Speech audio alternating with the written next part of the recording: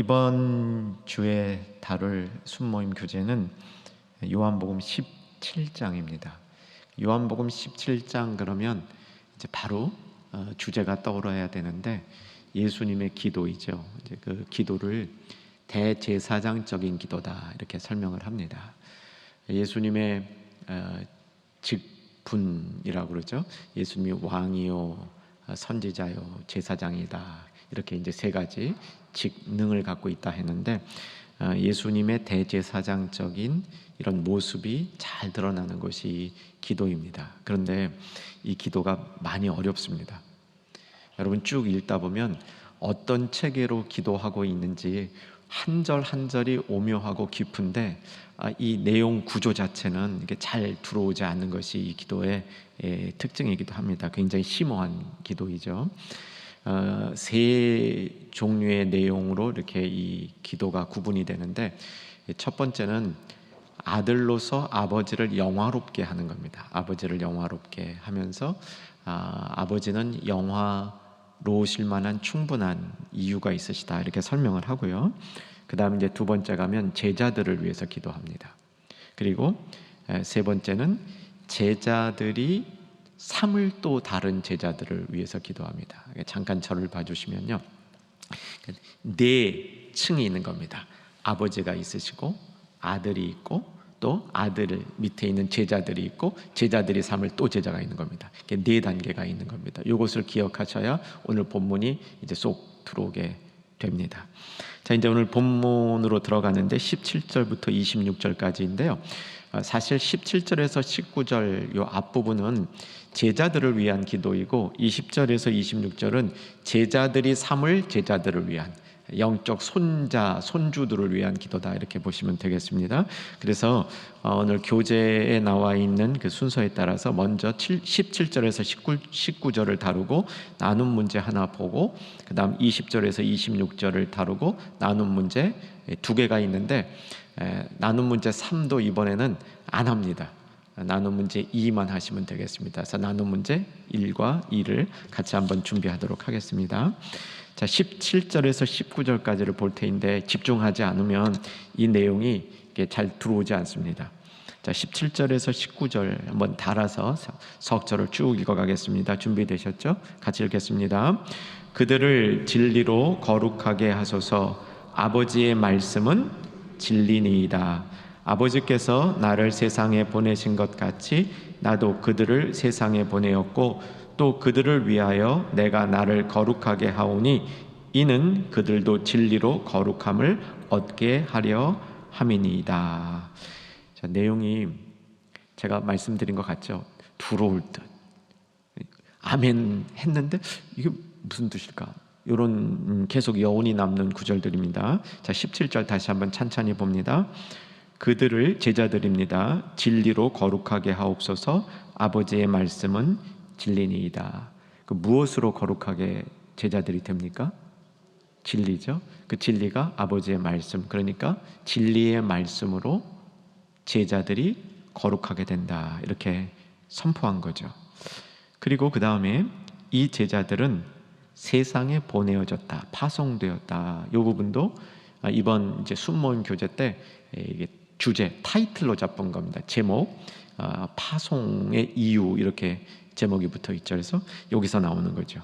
아버지께서 제자들을 파송하였다. 자, 요거 두 절의 연관관계를 보셔야 됩니다. 어떤 연관관계냐면 거룩하게 하시고 파송했다는 겁니다. 파송이 그냥 되는 게 아닙니다. 거룩하게 하시고 파송하셨다. 이렇게 되어 있는 구조를 익히셔야 됩니다. 요거는 요한복음 10장 26절에서도 한번 나왔던 겁니다. 그래서 그건 지금 참고하지 않겠지만 요게 요한복음에 보면 연결되어 있는 개념입니다. 거룩하게 하는 것과 파송하는 게 연결이 되어 있다. 요것은 기억해 두셔야 되고요. 19절로 가면 좀 생소한 얘기죠. 이런 얘기가 성경에 있었나? 이럴 정도로 생소한 얘기인데 제자들을 위하여 예수님이 자신을 거룩하게 하신다. 그래서 그 예수님이 자신을 거룩하게 하신다는 것에 근거해서 제자들도 진리로 거룩하게 된다. 제자들을 거룩하게 하는 게 진리의 말씀으로 거룩하게 됐고, 그들을 파송하는 것과 관련이 있고, 그러기 위해서 예수님이 예수님 자신을 거룩하게 했다. 이렇게 이제 전체 내용이 정돈이 되겠습니다. 자, 이제 문제로 돌아와서 문제 풀면서 똑같은 반복이지만 한번 복습 삼아 문제 풀겠습니다. 1번 문제 보시면, 아들이 아버지께 무엇을 구하고 있습니까? 17절을 기준으로 답하면 제가 답을 다 적어 드렸습니다. 진리의 말씀으로 제자들을 거룩하게 하옵소서, 이렇게 기도했던 거죠.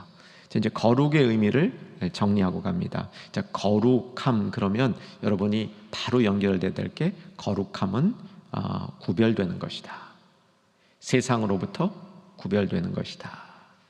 예수님은 제자들을 세상 안에 살면서도 세상에 속하지 않고 세상으로부터 어떻게 보존되어야 한다, 이 원리를 가르쳐 준 겁니다. 이제 앞부분을 읽어보면 보존되어야 된다, 보존되어야 된다, 이런 얘기가 나와요.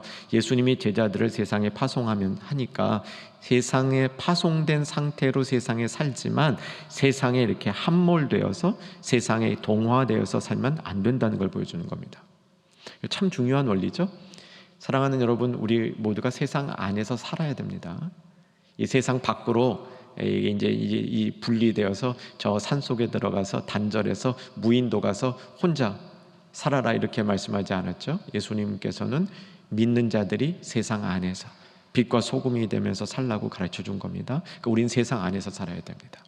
그런데 세상에 속한 자, 세상에 물든 자, 세상 속에서 허우적거리고 있는 사람으로서 살면 안 된다는 거죠.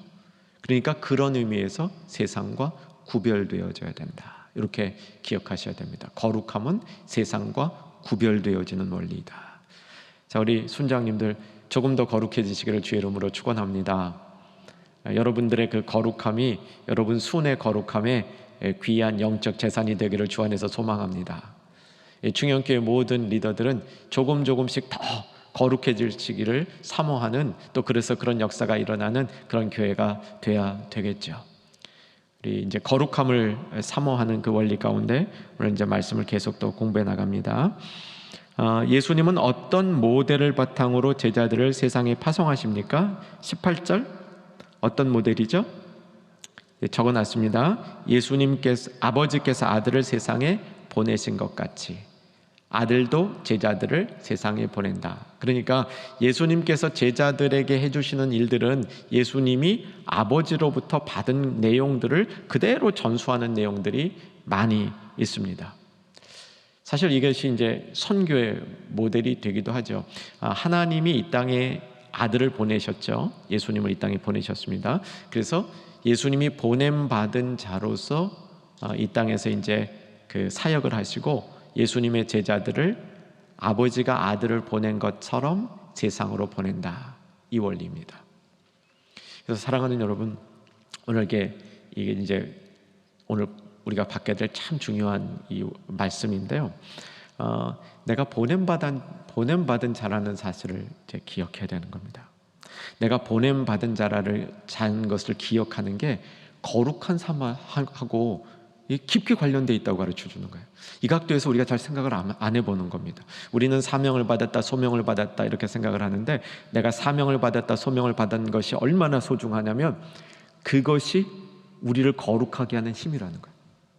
아마 저도 이 원리에 아주 깊게 젖어들진 못했지만 우리 성도님들, 우리 순장님들 쉽게 이렇게 생각 안 해보실 가능성이 많습니다.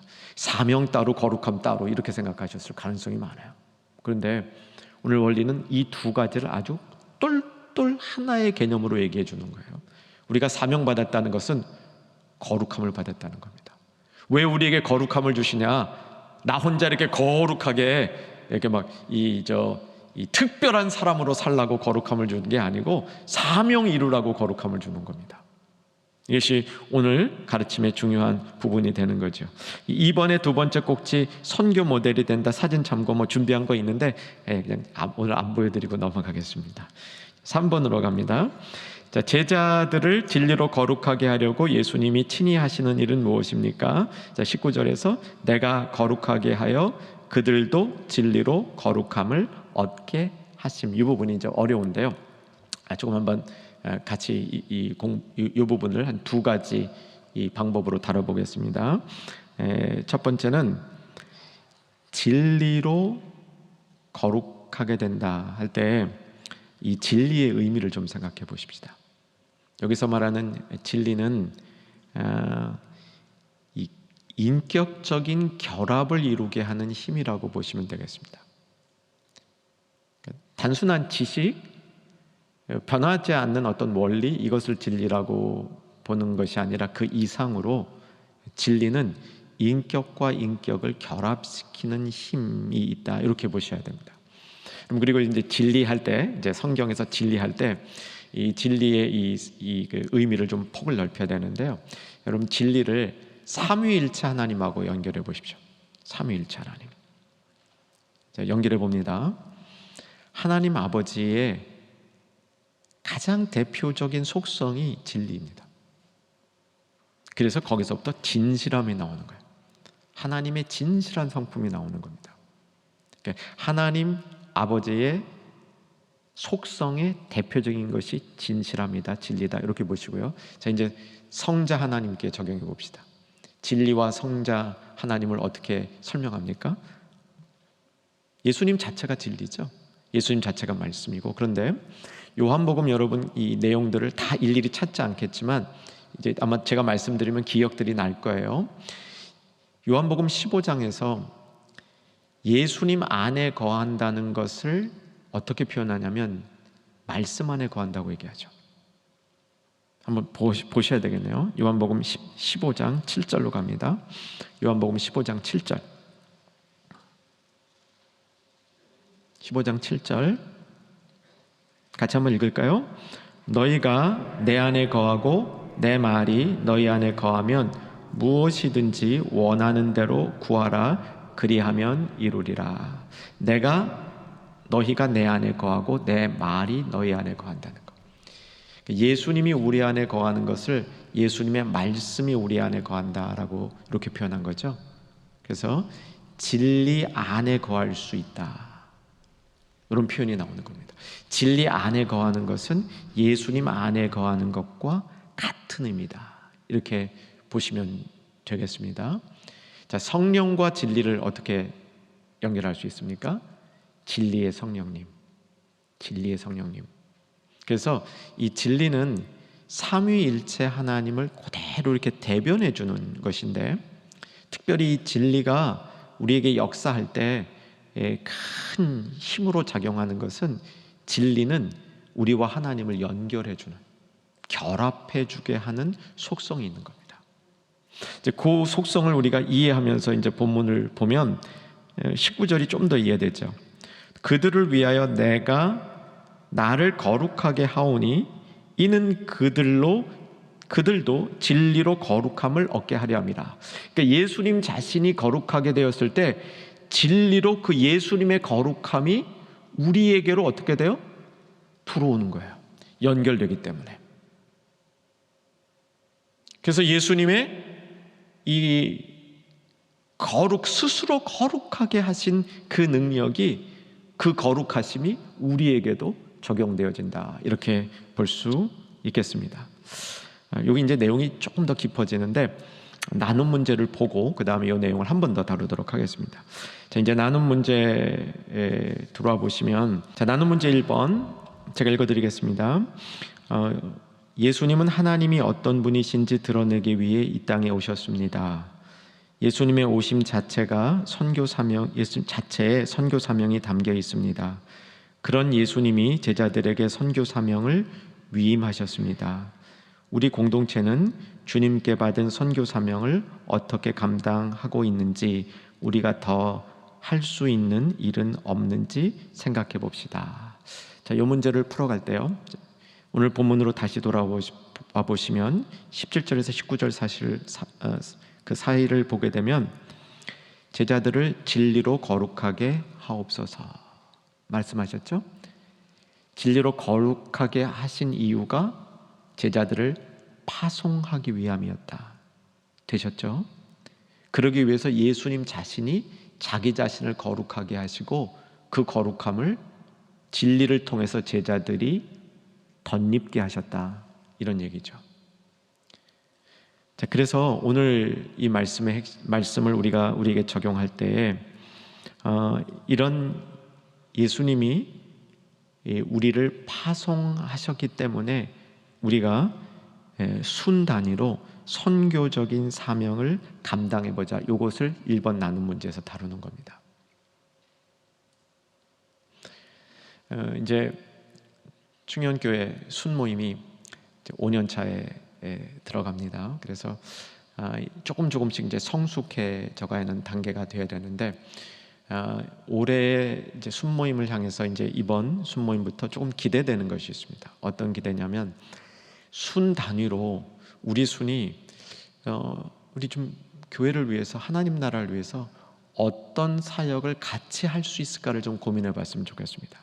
순이 모여서 나누고 기도하는 거 이제 좋은데, 이제 5년이 돼가면서 이제 순원들이 정말 이렇게 마음이 좀 하나로 뭉쳐서 뭔가 같이 사역할 수 있는 일들을 찾아갈 수 있었으면 좋겠습니다.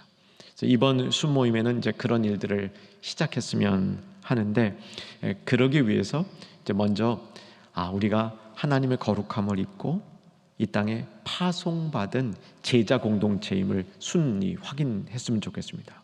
그리고 그것을 이제 근거로 해서 1번 나눔을 통해서 어떻게 우리 순원들 순이 함께 하는 사역을 이루어갈 것인가 좀 점검해 봤으면 좋겠는데, 이제 여러분 이 1번 문제를 나눌 때 이제 제가 나눔 문제 꼭지 나누어 주신 요 순으로 좀 나누어 봤으면 좋겠어요. 1번 문제를 2022년에 내가 하고 싶은 선교, 각자적으로 선교에 동참하고 싶은 마음들을 좀 나눴으면 좋겠습니다. 순원들하고 같이. 여러분 순장들 마음은 먼저 어떻습니까? 나는 올해 좀 어떤 선교에 좀 동참해 보고 싶다, 이런 마음이 좀 어떤 마음이 드는지 자기 자신을 순모임을 준비하면서 먼저 준비했으면 하고요. 그 다음 이렇게 순모임을 하면서 자기 마음을 준비한 다음에 순이 함께 할 수 있는 선교 동참은 어떤 것이 있는지 좀 한번 점검해 봤으면 좋겠습니다. 여러분 순원들하고 쭉 나누면서 우리 순은 이런 일에 좀 동참해 봤으면 좋겠습니다, 이런 걸 점검했으면 좋겠는데, 그것을 위한 이 자료를 좀 드리겠습니다. 오늘 이런 자료가 하나 여러분한테 같이 배부되었죠. 2022년도 충영교회 온라인 단기 선교 안내, 이런 이제 자료가 나눠졌습니다. 대부분 갖고 계시죠? 네. 이 온라인이라는 것은 요즘에 보편적으로 쓰는 말입니다. 영어로 온라인 비대면이죠. 플러스 오프라인 대면입니다. 이 두 가지 선교를 동시에 하는 것을 온라인 선교라고 합니다. 여러분 아시는 대로 저희가 이제 금년 들어서 이 단기 선교도 온라인으로 하는 것이 이제 시작이 되었고요. 작년에 이걸 한번 시험 케이스로 해봤는데 아주 잘 됐습니다. 참 많이 은혜가 됐거든요. 이런 온라인에도 여러분 순들이 적극적으로 참여할 수 있습니다. 순원들과 함께 이번에 우리 순이 온라인 선교에 한번 다 같이 참석해 봅시다, 이런 결정을 순 단위로 내릴 수도 있습니다. 그럼 이제 좀 고민이 되겠죠. 아니 온라인 그러면 이거 컴퓨터 잘하는 사람들만 하는 건데, 이거 우리 같은 이 좀 나이가 제법 있는 이 순원들도 온라인 가서 뭘 할 수 있는 게 있습니까? 이때입니다. 믿을 수 있습니까? 믿을 수 있습니다.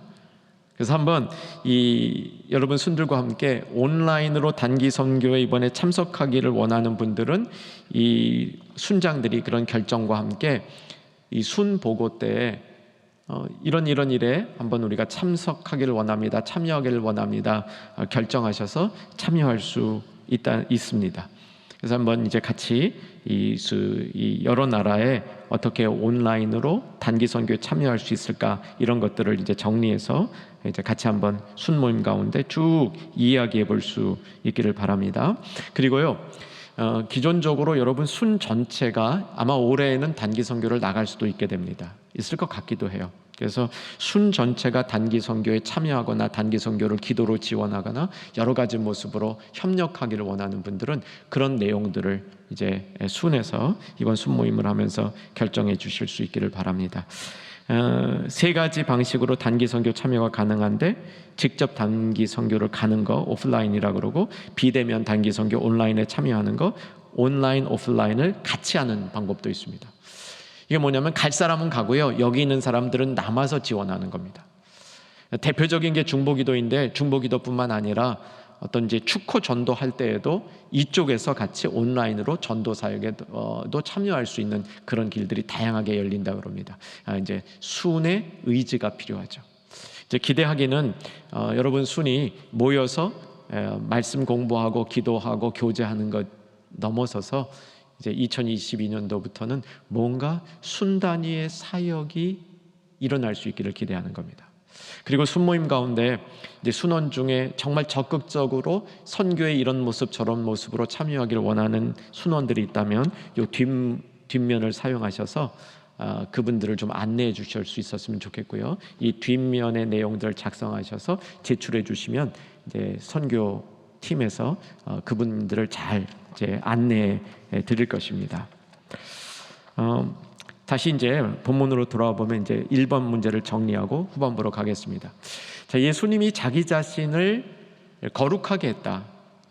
이 의미가 뭐냐는 거죠. 예수님이 어떻게 자기 자신을 거룩하게 했는가? 이것은 사실은 이제 구약의 레위기를 쭉 읽어보면요, 제사장이 자기를 씻고 자기를 거룩하게 하고 제사를 드리죠. 이제 그 원리에서 나온 겁니다. 그 원리에서 이제 어떤 원리가 나온 거냐면, 제사장이 자기를 씻고 자기의 죄를 이제 속죄하고 제사를 드렸는데, 예수님은 자기를 위한 제사를 드릴 필요가 없었죠. 자기 자신을 완벽한 제물로 그냥 드린 겁니다. 이게 예수님이 자기 자신을 거룩하게 한 것을 통해서 제사 제도가 완성되었다는 걸 의미하는 겁니다.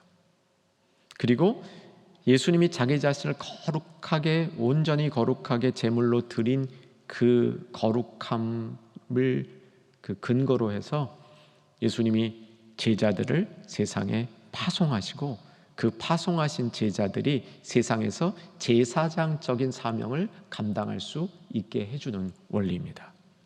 그래서 이제 우리가 예수님의 제자로서 세상에 파송되었다, 세상에서 일한다 했을 때, 그때 예수님의 거룩함을 우리가 입는다는 것은 이 땅에서 제사장적인 삶을 살게 된다는 것을 가르쳐주는 내용입니다. 조금 힘든 원리지만 이걸 이렇게 적용하시면 좋겠습니다. 이 성도들은요, 정말 삶의 자리에서 일터 제사장으로 살아야 됩니다. 자기가 이 일터 속에서, 자기가 일하는 그 환경 속에서, 그 안에서 하나님과 세상을 연결하고 소통시킬 수 있는 삶을 살아야 됩니다.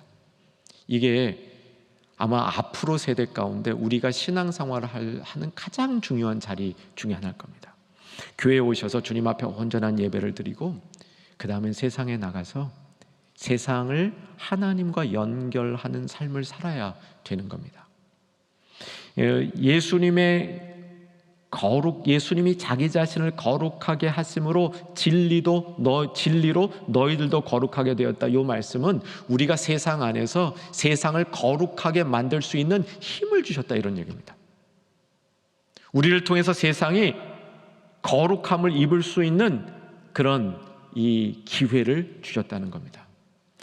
그러니까 이것을 우리 순장님들이 자기 삶에 잘 적용하면서 순원들 하고의 이런 관계 속에서 순원들이 이 삶 속에서 제사장적인 삶을 살 수 있도록, 이 삶 속에서 세상을 거룩하게 하는 능력이 있고, 세상을 거룩하게 하는 삶의 능력을 가지고 살아가는 순원들이 될 수 있도록 잘 인도해 주시기를 주의 이름으로 부탁드리고 축원합니다.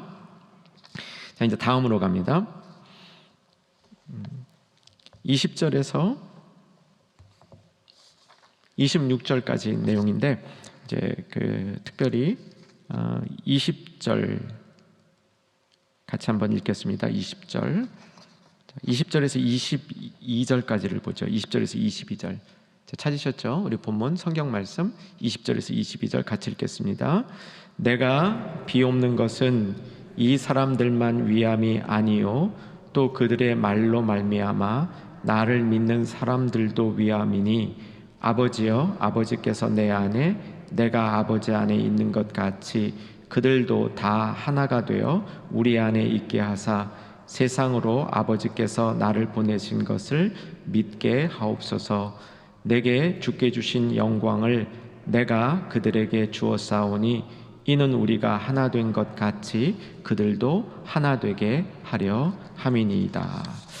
예수님이 제자와 제자들을 통해 믿게 될 신자들을 위해 무엇을 간구하십니까? 하나됨을 간구하고 계시죠.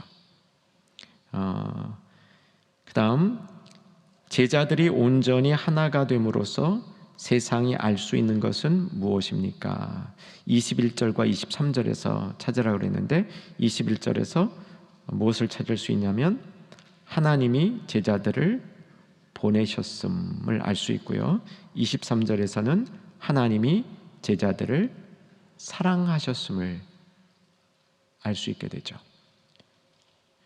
이제 계속해서 일단 문제 답을 달아갑니다. 뒷면으로 가시면 예수님이 제자들을 위해 성부 하나님께 간구하는 것이 무엇입니까?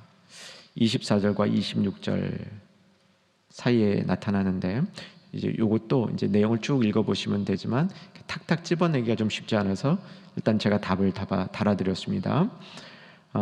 그래도 한번 읽어보죠. 24절에서 26절 자, 같이 한번 읽겠습니다. 아버지여 내게 주신 자도 나 있는 곳에 나와 함께 있어 아버지께서 창세전부터 나를 사랑하심으로 내게 주신 나의 영광을 그들로 보게 하시기를 원하옵나이다. 의로우신 아버지여 세상이 아버지를 알지 못하여도 나는 아버지를 알았사옵고 그들도 아버지께서 나를 보내신 줄 알았사옵나이다. 내가 아버지의 이름을 그들에게 알게 하였고 또 알게 하리니 이는 나를 사랑하신 사랑이 그들 안에 있고 나도 그들 안에 있게 함이니이다. 자, 여기서 이제 예수님이 제자들을 성부 하나님 위에 성부 하나님께 간구하는 것이 무엇이냐, 이 내용들을 이제 좀 자세히 보십시다. 세 가지인데 아들에게 보여주신 아버지의 영광을 제자들도 볼 수 있게, 그 다음 아버지께서 아들을 그들을 위해 보내셨음을 알 수 있도록 간구하셨습니다. 세 번째, 아들을 사랑하신 아버지의 사랑이 제자들 안에 있도록 간구했습니다. 이게 이제 24, 25, 26절에서 하나씩 나오는 겁니다. 자, 이제 여기서 2번 문제하고 3번 문제가 거의 같은 내용의 이 답이 되는 것을 보실 수 있어야 됩니다. 자, 제자들이 온전하게 하나됨으로 세상이 알 수 있는 것은 하나님이 제자들을 보내셨음. 2번 문제로 다시 갔습니다. 하나님이 제자들을 보내셨고 하나님이 제자들을 사랑하셨다. 자, 이 문제를 이제 또 다시 보면요, 이 제자들이 서로 사랑하는 모습이 없으면 세상 사람들은 하나님을 볼 길이 없다는 겁니다. 이 말씀을 이제 우리에게 좀 적용해 보면 여러분 순위, 사랑하는 순위 되어야 됩니다. 그리고 이 교회 안에 하나됨이 없으면 세상은 교회를 인정할 수가 없습니다. 그래서 우리들의 교회가 진정으로 그 안에서 하나 될 수 있는 모습을 보여줘야 되는데, 그러기 위해서 하나님이 제자들을 이 사랑하셨음을 이제 보여줘야 되는 거죠. 자, 이제 사랑, 영광과 사랑과의 관계, 그걸 이제 좀 정돈해 놨는데, 예수님께서 제자들을 위해서 성부 하나님께 간절히 구하는 것이 영광을 보여주시고 그리고 사랑한 것을 이제 보여주실 수 있도록 간구한 거죠. 하나님의 영광이 있는 그 모습, 우리가 이제 하나님의 영광이 뭐냐라는 것을 우리가 계속 좀 이게 마음속에 다루고 우리가 이제 그것을 쭉 연구하게 되고 우리 삶 속에 이제 지키게 되는데, 전에 이제 출애굽기를 통해서 모세에게 하나님의 영광을 보여달라고 그랬는데 하나님께서 하나님의 선하심을 보여주셨다. 그 말씀 기억하실 겁니다. 그래서 하나님의 영광은 선하심하고 관련이 되어 있는데, 오늘 이 자리에서는 이제 또 다른 하나님의 영광은 사랑과 관련이 되어 있습니다. 하나님의 영광이 나타나는 모습은 하나님이 자기 아들을 이 땅에 보내주신 그 사랑을 통해서 하나님의 영광이 가장 잘 드러나는 그런 모습이 되는 거죠. 요한복음 1장 14절하고 요한복음 3장 16절을 연결해 보면, 말씀이 육신이 되어 이 땅에 오신 독생자 속에 하나님의 영광이 나타났는데, 3장 16절에 보면 그 하나님의 영광이 나타난 그 모습이 바로 독생자를 보내셔서 세상을 이처럼 사랑하신 그 사랑의 모습이 독생자를 보내실 때 나타났던 영광의 또 다른 모습이라는 겁니다. 그래서 하나님의 영광과 이제 사랑이 있는데, 예수님이 제자들을 위해서 그 영광과 사랑을 구했다는 것이죠. 자, 이제 나눔 문제 2번 보겠습니다. 나눔 문제 2번. 나눔 문제 2번 제가 읽어드릴게요. 교회 공동체가 주님 안에서 하나가 되지 않으면 세상 사람들은 하나님을 알 수 없습니다. 우리가 하나님의 사랑 안에서 서로 사랑하면서 하나가 될 때 우리가 전하는 말에 설득력이 생깁니다. 우리 공동체는 어떻게 하나됨을 지키고 있는지, 또한 하나됨을 지키기 위해 내가 할 수 있는 일은 무엇인지 나눠봅시다. 자, 하나됨을 이루기 위해서 내가 할 수 있는 일들을 여러분 한번 나눠보시기 바랍니다. 여러분 잠시 한번 지금 생각해 봤으면 좋겠는데, 조금 생각을 여백을 가지고 여러분 순위 하나 되기 위해서 내가 할 수 있는 일들은 어떤 게 있을까요? 한번 좀 적어보시기 바랍니다. 순위 하나 되기 위해서 내가 할 수 있는 일이 뭘까? 교회가 하나 되기 위해서 내가 할 수 있는 일은 뭘까? 한번 생각해서 적어보시고요. 순원들과 똑같이 진행하면 됩니다. 그리고 이제 하나 더 점검해 볼 것은,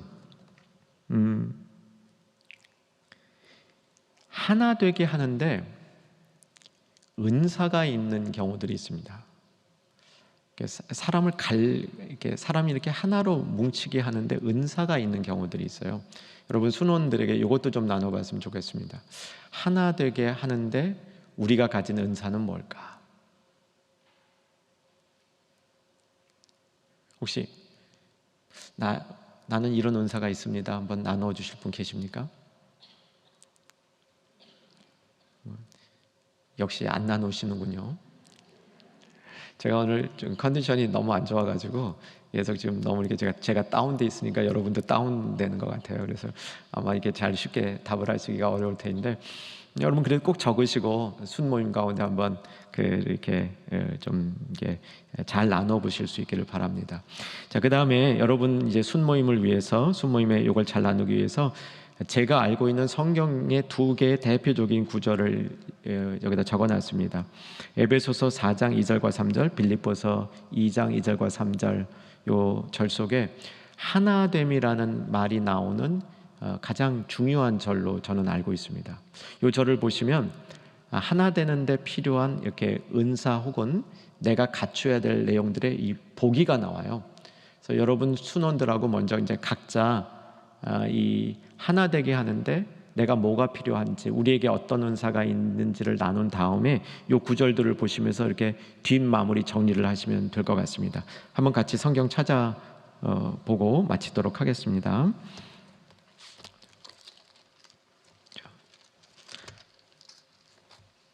에베소서 4장 2절과 3절 말씀.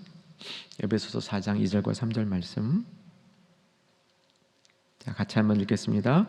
모든 겸손과 온유로 하고 오래 참음으로 사랑 가운데 서로 용납하고 평안에 매는 줄로 성령이 하나 되게 하신 것을 힘써 지키라.